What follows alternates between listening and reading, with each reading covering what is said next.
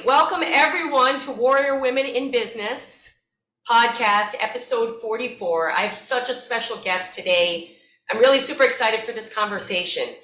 Before we get started, there's a lot I actually have to cover. So first of all, for those of you that aren't familiar with Warrior Women in Business and its mission, Warrior Women in Business is a women's organization that has been developed to bring female leaders to female entrepreneurs, to provide them actionable advice and insight and services. We are a digital marketing and branding agency for female entrepreneurs. We have events, programs, and we do a lot to support the community as well.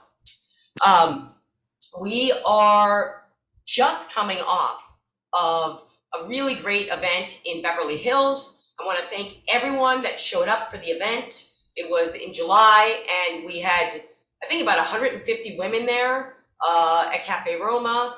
I'm wearing our new Warrior Women in Beverly Hills tank top. We have a clothing brand where any of the proceeds, we raise 5 to 10% for women with disabilities, women in the local communities in New York and Beverly Hills. You can check that out on warriorwomenbusiness.com. I want to thank our podcast sponsor, MXL Microphones, for continuing to support female entrepreneurs and women in business.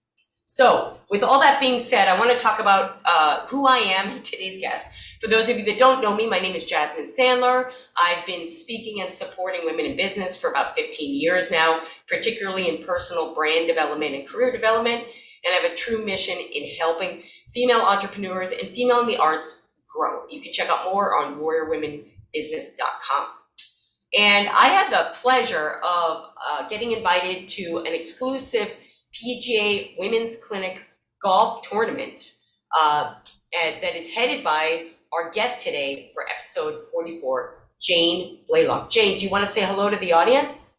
Oh, absolutely do. And Jasmine, it's so nice to see you again. And it was a pleasure to meet you at our clinic at Old Oaks in New York. Yeah, it was really, I was telling people how outstanding it was on about a million levels. First of all, it was probably the best golf course I've ever been to. It felt like we were in a fairy tale land, right? And yeah, it was not your normal golf course. Let's put it that way. Absolutely not your normal golf course. Felt like it was a passport to another country. And but more importantly, you know, it was really about women, bringing women together in a setting that my background's with IBM, and I played enough golf to know that the boys club does really well on the golf course when it comes to doing business together. And I'm just so happy, Jane, what you're doing to help to bring women together in a setting that they're maybe not normally used to doing business in a way that they can really nurture and develop each other. So that being said, I just want to give a quick bio for Jane and then get into some questions. So first of all, again, I'm very honored, Jane, to have you on today. Thank you for taking the time out. Jane Blalock is the CEO of the PGA Women's Clinics, which I was lucky to attend. I also want to thank my bank, the Bank of America, because without them, I wouldn't have been able to go. The PGA Women's Clinic is presented by AIG. It's a nationwide series of full-day clinics tailored to women, which is really cool. Jane has won 27 titles on the LPGA Tour and still holds the record across all professional golf tours today for most consecutive cuts made at 299. You're going to have to tell us all about that, Jane.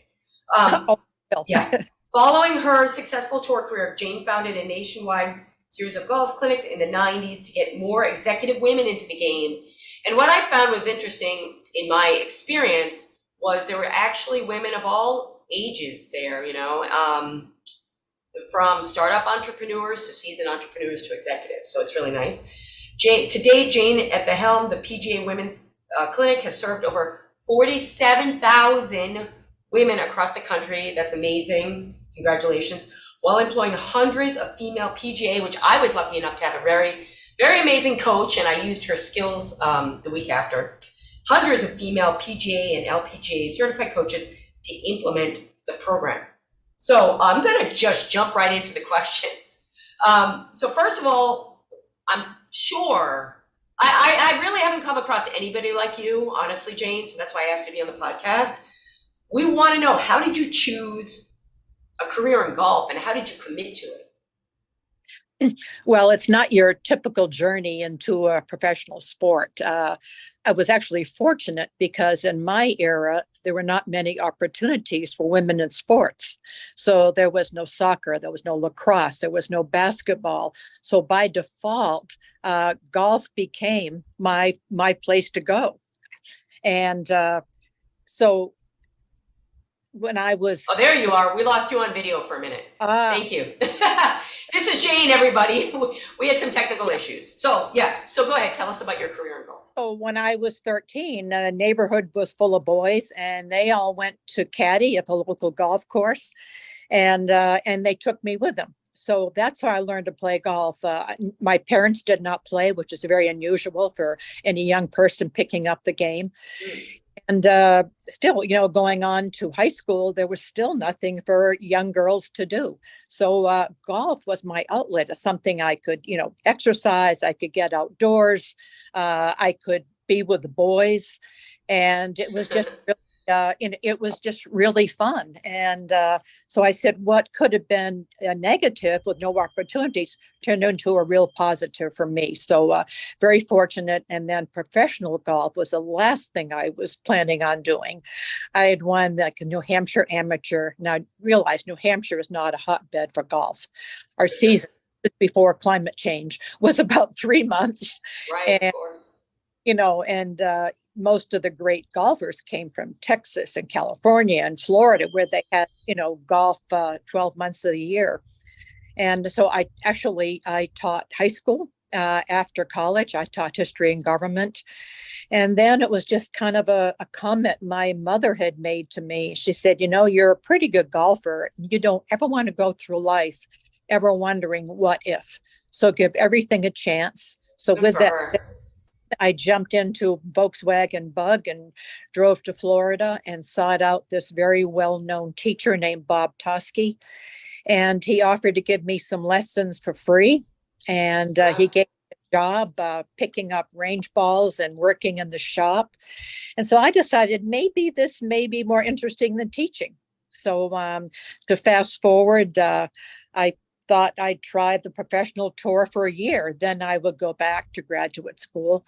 Well, that master's degree never happened. And I ended up winning a tournament my first year. And from that point forward, it just kind of, life was exciting. I got to travel the world, and I saw the world as a local, not as a tourist. So I'd say it had a pretty happy ending. Everything worked out very well for me. Yeah, I love what your mom said. I think it's really important that we have that female support and someone that's says to you, don't regret and go for it. And it was, it's not, I think that it's not for everybody, certain things, and if it's your calling. And now look what you're doing. I mean, you're helping like 47,000 plus women. It's Right. honestly, it's really cool. It's really cool. So I'm gonna keep going. Okay. So, and thank you for getting on camera. We like missed your lovely face. Okay. So let's talk about what I generally talk about on this podcast, which is breaking barriers for women. So you, I think, definitely exemplify that, right? So can you share what has driven you to do so? And is there any singular reason why you have made this your mission? I'm specifically talking about, obviously, the clinics and what you do there. Well, I think it's something innate in me.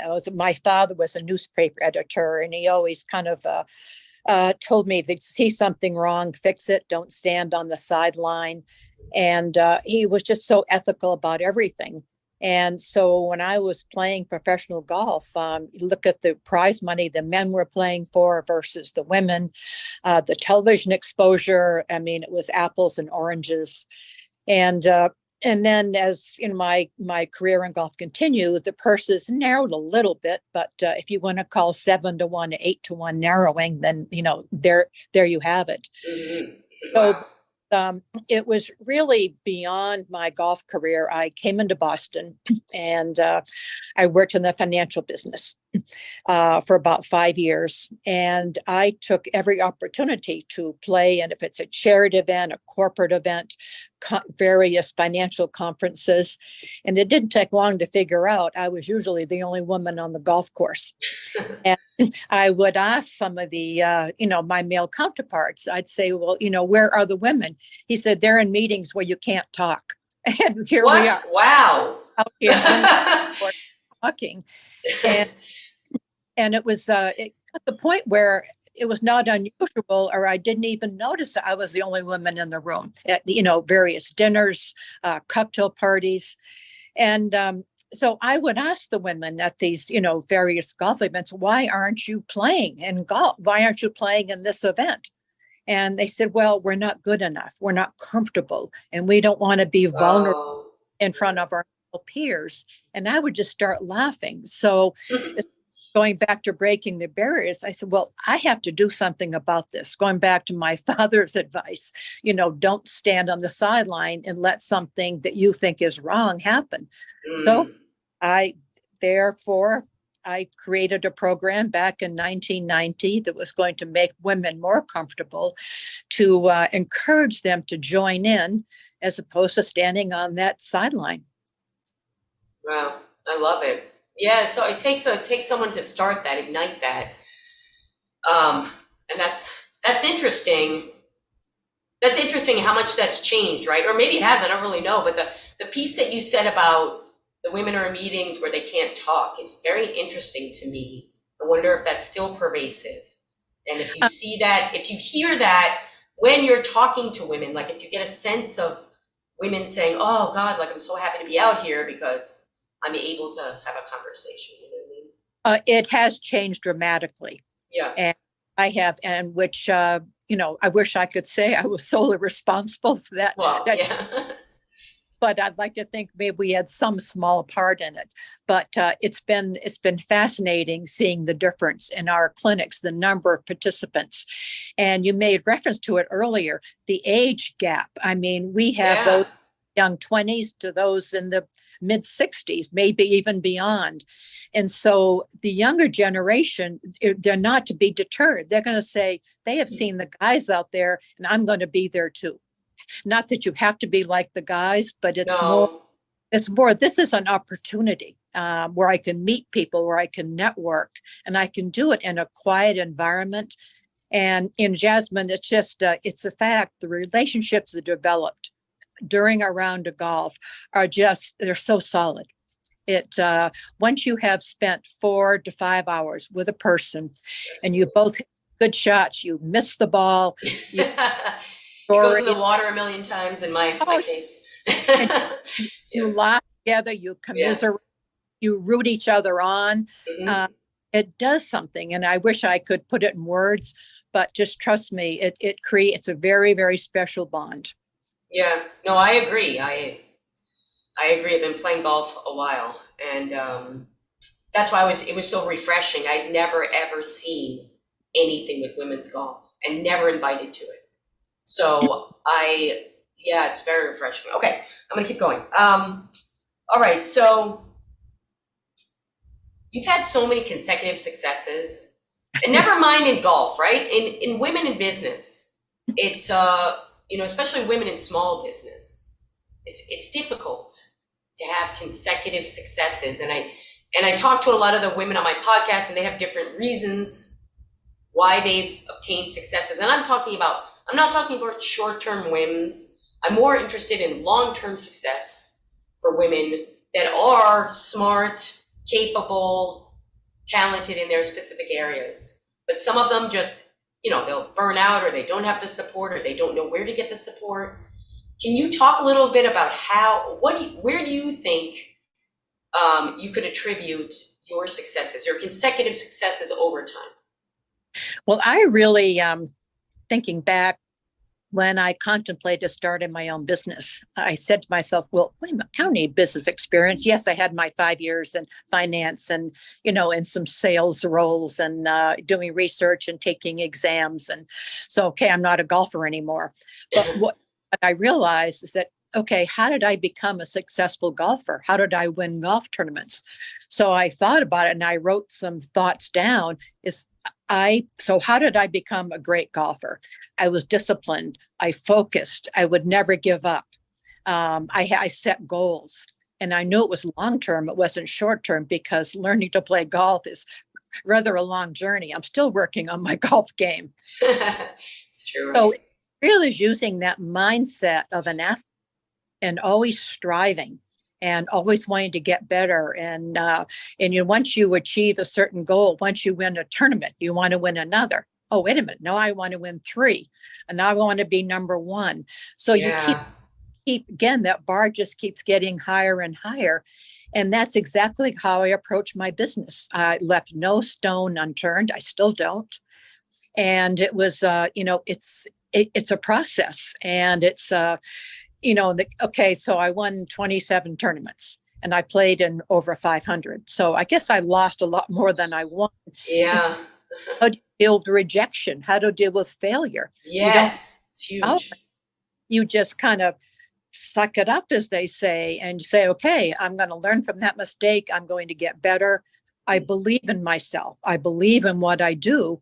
Yeah. And I'm just going to continue. So it's, I'm definitely a glass half full person. And so I'm convinced it's my power of the positive and, always looking beyond and looking to the sun. I had this poster, you look toward the sun, you don't see the shadows. I love that. Yeah. So, I mean, that's kind of the quick way to talk about successes. And again, it's just that mindset from becoming a better golfer. Yeah. Well, I tell you, those things are so important, especially a couple of things I think that can help women is, the long-term lookout. The long-term look is something that I think is difficult for women in business, the long-term look. Because so much is happening all the time, and having that long-term look. And in golf, it's a perfect example, because you know what I do? When I go up to the tee, I say, "Where's the flag?" And they always say, "Why do you ask where the flag is?" I'm like, "Because I want a goal." And they say, "No, wait a minute. You have to get on. You have to get on first." So I'm so guilty of it. I mean, I'm just being really honest here. And I think a lot of women in business, it's having the long-term outlook is probably the thing that maybe a lot of them are missing. So, well, immediate gratification doesn't really work in anything. And particularly women, I think probably in the world of business, you see some of our male counterparts having maybe some fast successes because of their relationships and their bonding. Yes. And I want that too. And so that's when you have to dig deep and become introspective and say, okay, I'm really good. I'm going to continue being the best that I can. And I'm going to get better at my networking. I'm going to get better at my relationship development, because in the world, and certainly in business, it's not just how good you are. It's a lot of it is who you know, get there, and never to be shy about reaching out and asking for support and asking for help, and just letting everyone else know that I am good. Yeah, I love that. Okay, thank you for that. It was probably my most important question, because I think it's just a real pain point for women.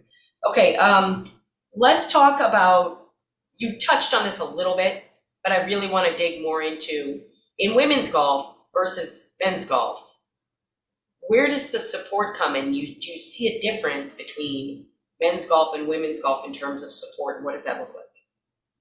It's changed in the last 2 to 3 years. My gosh, has it changed? That you look at, the obvious of the sponsorships, and it shouldn't be about, but the success of a tournament quite often is measured by money. So, for example, just yesterday, you had the AIG Women's Open, which was formerly the British Open. And AIG raised the bar. They raised the purse from $6 million the previous year to $9 million this year.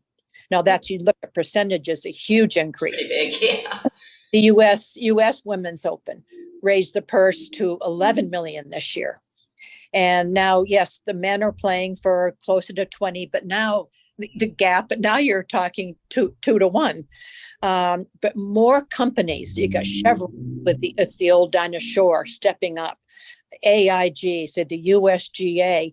And then what happens? That attracts other companies going, wait a minute.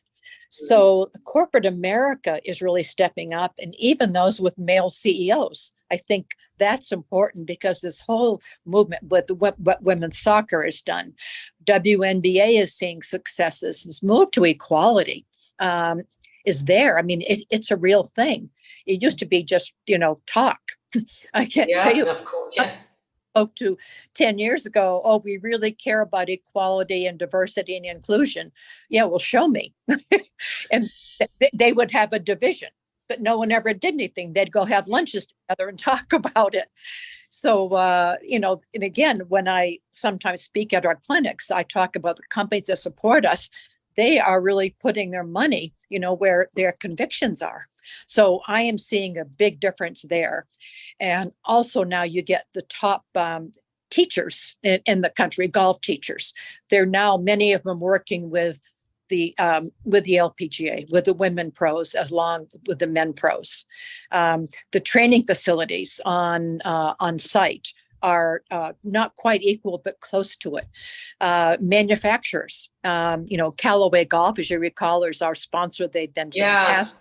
And I love their clubs, but now they are top of the line women's clubs, whereas not that long ago. That's a beautiful thing. It was a knockoff men's club. They put colored grip on it, pink grip on it, and put butterflies on the club face, and now you have a women's club. But now it's devoted to R&D. I mean, now you're seeing it. It's everywhere, and the results are evident because it's how well women golfers are doing. Yeah, that's really nice. So I come from a hockey background, and I think we're in the hockey world. We're finally starting to see changes. And weirdly, it's just lagged behind so much, especially in the equipment. All the equipment used to be, well, you got to fit into this chest pad, and well, men don't have chests and women do, so it really makes no sense. It's pretty funny. And I did buy teal green clubs because I thought they were women's clubs, but I was like, the men's clubs are better, and I want a men's club made for a woman. So years ago, so I'm really happy to hear that. I mean, it's just so important that women are being taken seriously enough for, like you said, the money, decreasing that gap, so important, and then the companies getting involved. And so it's very nice.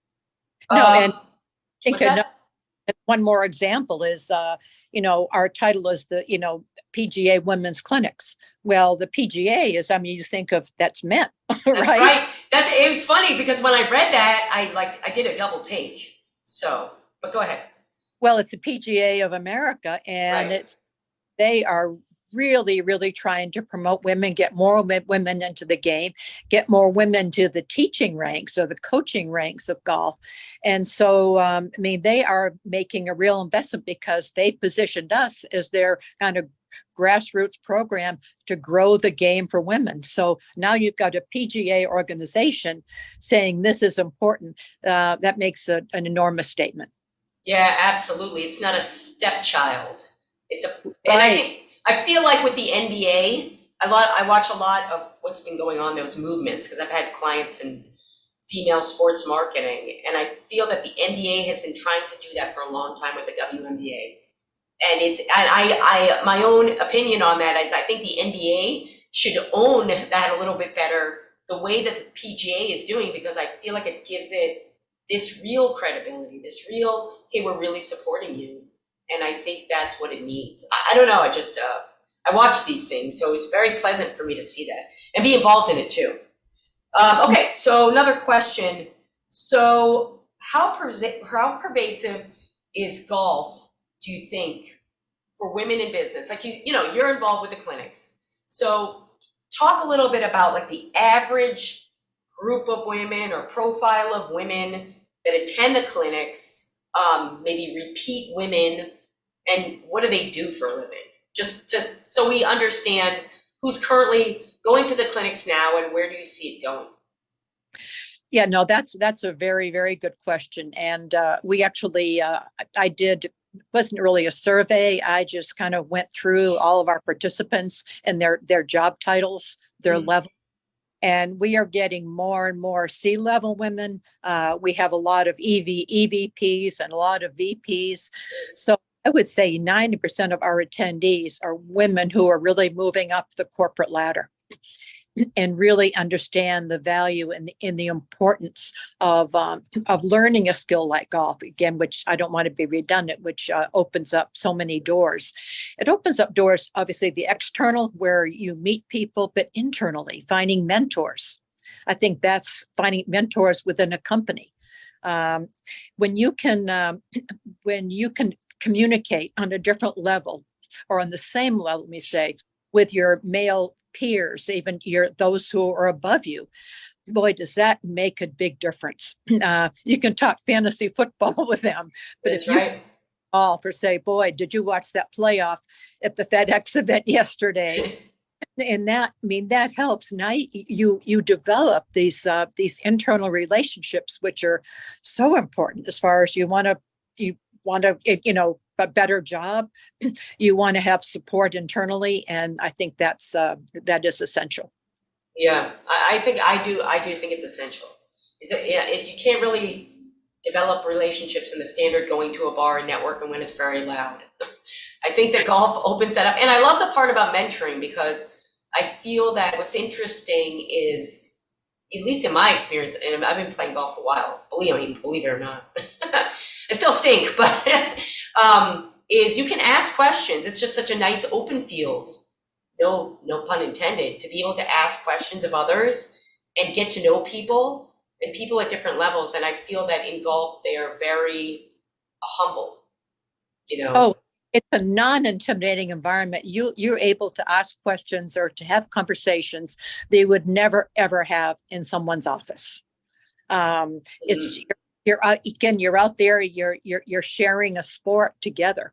And the beauty of golf is that, unlike any other sport, you can play alongside those with a totally different skill level and absolutely enjoy it. So that really that opens so many doors. So you don't have to find someone that is your equal.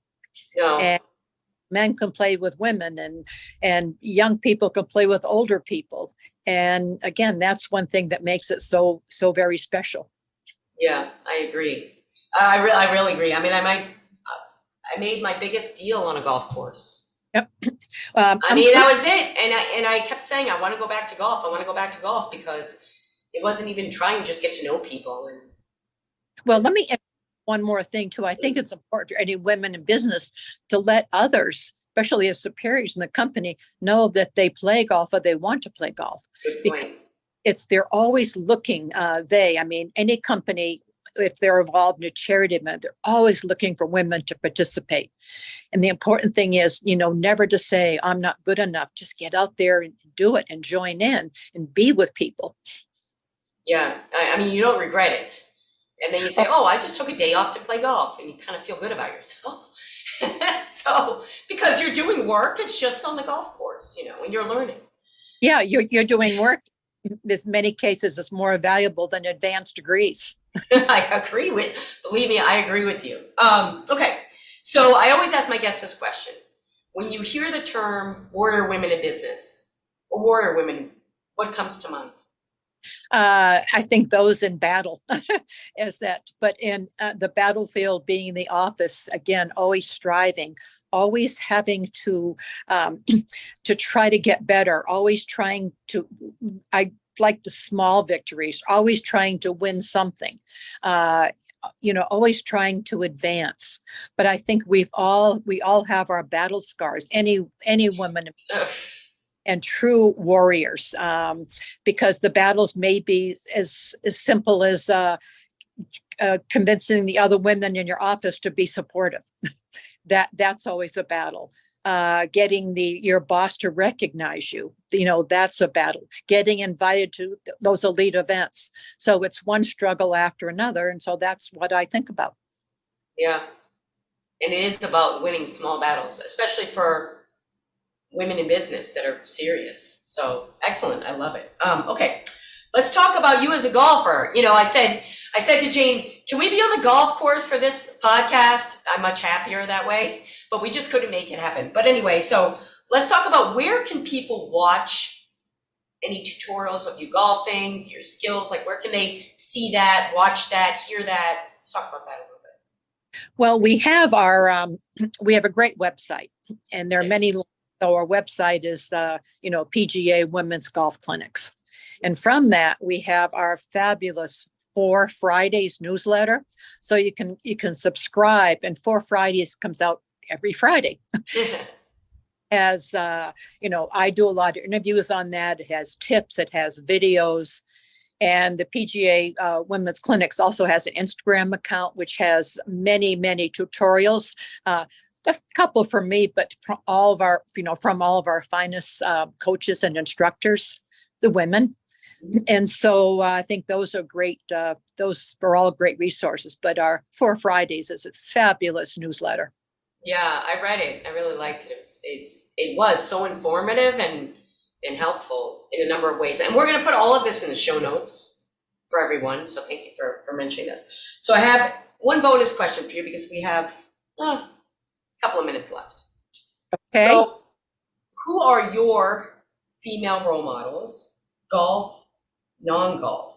And have you had specific mentors that have helped light the way for your career? Interesting. I really have not had mentors, except I mentioned the advice from my parents earlier. Maybe it's my generation. But, a question I'm asked occasionally, if you had a foursome, who would you want in your final foursome? Oh, that's a good question. Now, I'm a wine collector. Nice. So name Helen Turley. She's innovative, the first woman to really knock it out of the park, just incredible wine. So Helen Turley is one. I absolutely, Babe Zaharias, a golfer, but much more than a golfer, Olympic athlete, just said, would never take no for an answer. She won tournaments battling cancer. I mean, just a phenomenal. Wow. And I only met her once. I never had a chance to play alongside of her. And I really wish that I had. My favorite golfer with whom I played was Mickey Wright. We lost her about a year ago, but just even the guys say the greatest golf swing ever, male or female. Wow. And then Dinah Shore. We had our very first Dinah Shore tournament 52 years ago now in Springs at Mission Hills. And you have to be a certain age to remember Dinah, but she was remarkable. And Colgate-Palmolive put her name on our tournament. She'd never played golf. She was a tennis player. She learned. She came to every tournament. I played with her in the Pro-Am, and she hit a bad shot. And she'd get so mad, was competitive. And so she was charming and so supportive of women. And I was very fortunate to have known her. Oh. Well, those are some great women that you mentioned, the people that you mentioned. And it sounds like they've all made their own successes as well. So I'm gonna look them up, especially the Olympian. I hadn't heard of her, so that's a very impressive story. Okay, so we are going to put in the show notes all of the sites that you mentioned, definitely the 4 Fridays. And I think if you could, one question I didn't ask, which is an obvious one, is about the clinics themselves for women that Warrior Women members, non-Warrior Women members. I mean, Warrior Women in Business is in New York and Beverly Hills. So I'm wondering, how can women take advantage of these clinics? Do you have anything lined up? Is there something coming up soon that you want to mention, or any calendar you want to mention? Well, it's the calendar is on our website. Again, I want to refer to the PGA Women's Golf Clinics. It has our locations, it has the dates, kind of fills you in on what to expect. Okay. And I said the entire agenda, but I would just have to say they are just the feedback we've had. And obviously you enjoyed your day because you wouldn't be talking to me. So happy. Yeah. We've had the comments, you changed my life. I took your advice and I joined into our corporate outing and I rode in the cart with our CEO. So Wow, that's a good one. all good, really, really good things. Yeah, I mean, I really appreciate what you're doing for women. You know, it's important, and you're doing it in a way that's a social setting, which, as someone that's been the president of a few women's organizations, I've been yearning for that and pushing for that, and I don't see much of that. I see the same old patterns in business networking for women, and I think this is something that's unique. It's interesting. It's fun. It can really uplift women and it helps them dare a little bit, which is, I think, a lot what we've been talking about today, right? Oh, absolutely. And I just, I could offer advice all day long, but one thing I hate to see, if it's golf or a reception, don't spend time with people you know. Branch out, take risks, go meet new people, get out of your comfort zone. And I think that makes such a big difference. 100%. Well, I want to thank you so much for being on today. It's been a pleasure. I learned a lot. A lot of the questions are for me. No, they're for the audience, but I did learn a lot. And we're going to, anything that was mentioned today in the podcast, we're going to put in the show notes. This podcast, episode 44, will be edited and shared with everyone, as well as the show notes. If you want to get in touch with Jane, you can visit the website and the other outlets that she mentioned. And I actually hope you all take advantage of these clinics. I got to tell you, I after the clinic, I played with this men's group 2 days later, and I felt like a hot shot. I just got up there on the men's tee, and I was like, let's go. I just came from the PGA women's clinic. And they're like, who are you? So it was awesome. And it was a really great experience. You learn a lot. You meet great people like Jane. So I would encourage people to take advantage of it. Well, keep up the good work, Jasmine. You're welcome. Again, thank you so much. So this is Jasmine Sandler, host and CEO of Warrior Women in Business. If you want to learn more about Warrior Women in Business, it's warriorwomenbusiness.com. We can learn about upcoming podcasts, events, and branding programs that we have going. I hope everyone has a wonderful day. Thank you, Jane. Thank you, everyone. Yeah, thank you. Signing off.